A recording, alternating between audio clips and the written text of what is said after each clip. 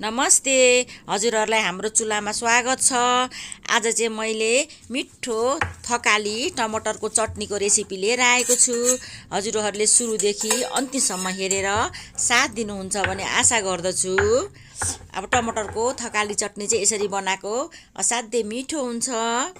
कसलाई मन पर्दैन होला र यसरी बनाएको चटनी।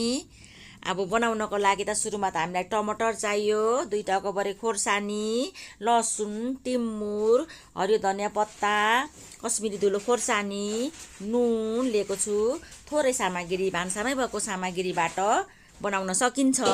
टमाटर चाहिँ मैले 300 ग्राम लिएको छु। पाकेको लिनुपर्छ अचार बनाउनको लागि। अब मैले चाहिँ काट्नको लागि पखालीहरी रेडी बनाइसकेको छु।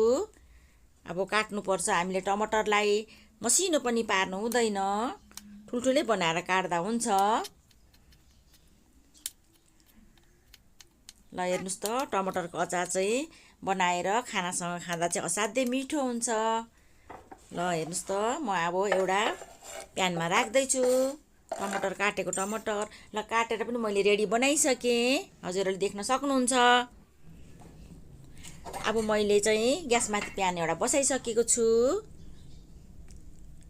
अब टमाटरलाई राख्नुपर्छ। नुन चाहिँ स्वाद अनुसार।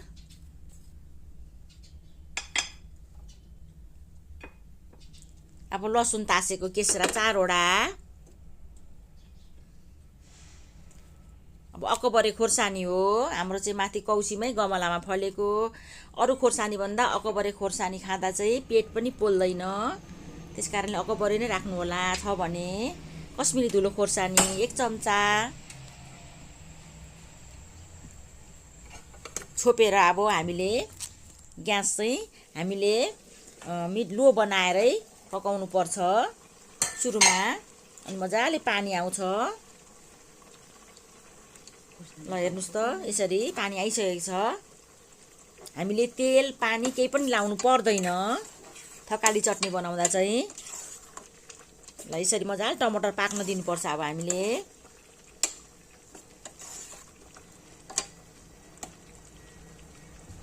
बनाउनलाई नि सजिलो छ, खानु पनि एकदम मिठो हुन्छ।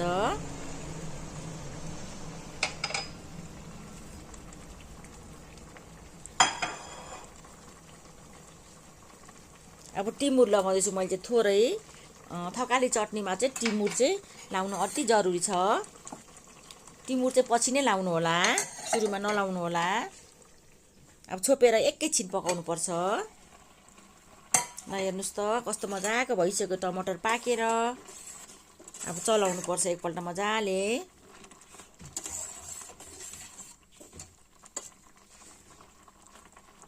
हामीले चाहिँ पानी सुकाउनु पर्छ यो पानीलाई, टमाटरको पानीलाई।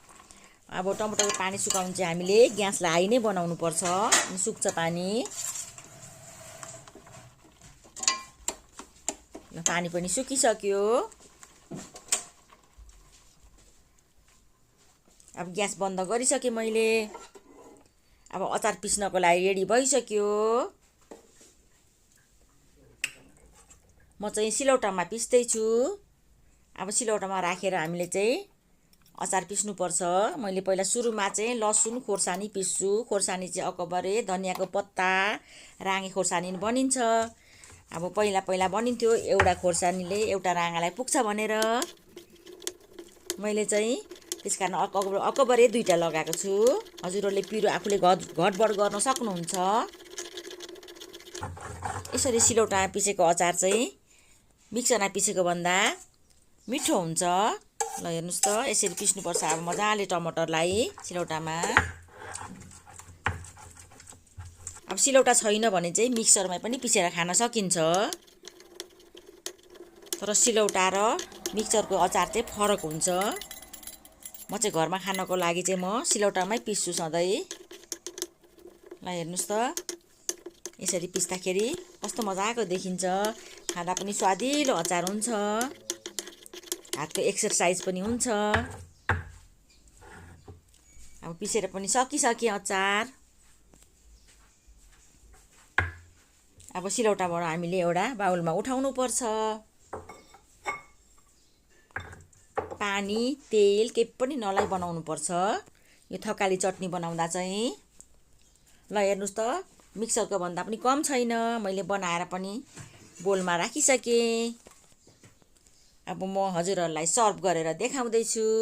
हजुरहरूले ढेँडो खाना रोटीसँग खान सक्नुहुन्छ। म चाहिँ खानासँग खानको लागि बनाएको छु। हजुरहरूलाई भिडियो कस्तो लाग्छ, भिडियो मन परेमा लाइक कमेन्ट सब्सक्राइब गरिदिनु होला। साथी फ्यामिलीहरूसँग सेयर गर्नु नभुल्नुहोला। धन्यवाद।